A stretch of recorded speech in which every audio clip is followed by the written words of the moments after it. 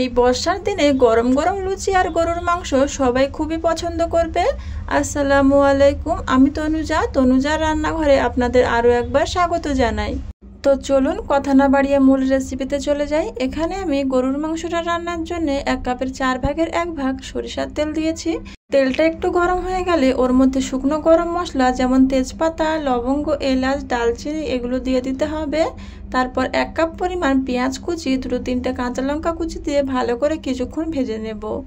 পেঁয়াজের কালারটা চেঞ্জ হতে শুরু করলে এই পর্যায়ে 3 টেবিল চামচ আদা রসুন বাটা দিয়ে আবারও কিছুক্ষণ ভেজে নেব, যতক্ষণ না আদা রসুনের কাঁচা গন্ধটা চলে যায়। এবারে এর মধ্যে স্বাদ মতো লবণ, 2 টেবিল চামচ লঙ্কা গুঁড়ো, হলুদের গুঁড়ো, জিরের গুঁড়ো এবং ধনে গুঁড়ো দিয়ে ভালো করে কিছুক্ষণ কষিয়ে নেব। মশলা কষানো হয়ে গেলে এর মধ্যে আগে থেকে ধুয়ে রাখা 1 কেজি পরিমাণ গরুর মাংস দিয়ে দিয়েছি। এবারে মাংসটা দিয়ে আবারও কিছুক্ষণ নেড়েচেড়ে কষিয়ে নেব, যতক্ষণ না মাংসের পানিটা বেরিয়ে আসে। যখন দেখবেন মাংসের পানিটা ছাড়তে শুরু করেছে তখন আবারও ঢাকা দিয়ে কিছুক্ষণ রান্না করে নিতে হবে। কিছুক্ষণ রান্না করে নেওয়ার পর ঢাকা খুলে আবারও কিছুক্ষণ কষিয়ে নেব। তারপর আমি সিদ্ধটা তাড়াতাড়ি করার জন্য কুকারে ট্রান্সফার করে দিয়েছি উপর থেকে কিছু ধনেপাতা কুচি। ঢাকা দিয়ে 5-6টা সিটি ওঠা পর্যন্ত অপেক্ষা করব। ততক্ষণ এখানে আমি লুচিটা বানানোর জন্য ময়দাটা মেখে নেব। এখানে আমি 250 গ্রাম ময়দা নিয়েছি। ওর মধ্যে স্বাদ মতো লবণ, 1 টেবিল চামচ চিনি ও 2 টেবিল চামচ সয়াবিন তেল দিয়ে ভালো করে হাত দিয়ে ময়ান দিয়ে নেব। যখন হাতের মধ্যে নিলে দেখবেন এভাবে করে দলা পাকিয়ে যাচ্ছে, তখন বুঝবেন ময়দাটা আমার রেডি হয়ে গেছে। এই পর্যায়ে অল্প অল্প করে পানি দিয়ে একটা সফট ডো বানিয়ে নেব। উপরে একটু সাদা তেল লাগিয়ে আধা ঘন্টা রেস্টে রেখে দেব। প্রায় আধা ঘন্টা পর ফিরে এসেছি। দেখুন ময়দাটা আমার কতটা সফট হয়ে গিয়েছে। এ পর্যায়ে আরও 5 মিনিট ভালো করে মেখে নেব। এরপর এর মধ্যে থেকে ছোট ছোট করে সমস্ত লেচি কেটে নেব। সমস্ত লেচি কাটা হয়ে গেলে ঢাকা দিয়ে সাইডে রেখে দেব।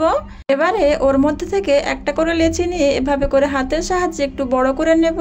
তারপর আটা দিয়ে ভালো করে পাতলা করে বেলে নেব। আপনারা এখানে সাদা তেল দিয়ে বেলে নিতে পারেন। যেহেতু আমি একা হাতে কাজটা করছি তাই এখানে আমি সবগুলো একসাথে বেলে নিচ্ছি। আপনাদের বোঝার সুবিধার্থে এখানে আমি আরও একটা লুচি বেলে দেখিয়ে দিচ্ছি। লুচিটা খুব বেশি মোটাও হবে না, আবার খুব বেশি পাতলাও হবে না। তবে খেয়াল রাখতে হবে লুচিটা কোনো জায়গায় পাতলা আবার কোনো জায়গায় মোটা চলবে না, একই রকম 4 সাইডে হতে হবে। এবারে তেল হাই হিটে গরম করে নিয়ে মিডিয়াম টু লো আঁচে রেখে একে একে লুচিগুলো দিয়ে দেব। লুচিটা যখন উপরে উঠে আসতে শুরু করবে এই পর্যায়ে একটা ঝাঁঝরির সাহায্যে অল্প অল্প করে তেল উপরে ছিটিয়ে দিতে হবে। তখন দেখবেন লুচিটা সুন্দরভাবে ফুলে উঠবে। এই টিপস অ্যান্ড ট্রিক্সগুলো একটু ফলো করলে আপনাদের লুচিও এরকম সুন্দর ফুলবে। এভাবে করে আমি 2 পাশ ভালো করে লাল লাল করে ভেজে তুলে নেব। আপনাদের বোঝার সুবিধার্থে এখানে আমি আর একটা লুচি ভেজে দেখিয়ে দিচ্ছি। দেখুন কত সুন্দর ফুলে উঠছে। এভাবে করে আমি সবগুলো লুচি ভেজে নিয়েছি। এবারে গরম গরম গরুর মাংসের সঙ্গে পরিবেশন করুন এরকম ফুলকো ফুলকো লুচি। বিশ্বাস করুন খেতে অসম্ভব মজা হয়েছিল। আপনারা প্লিজ এই বর্ষার দিনে একবার এরকম বানিয়ে খেয়ে দেখুন। বাড়িতে ছোট থেকে বড় সবাই খুব পছন্দ করবে। একটা আপনাদের ছিঁড়ে দেখিয়ে দিচ্ছি, দেখুন কতটা সফট হয়েছে। রেসিপিটা কেমন লেগেছে প্লিজ কমেন্ট করে জানাবেন। ভালো লাগলে পেজটিকে ফলো দিয়ে পাশে থাকবেন। আল্লাহ হাফেজ।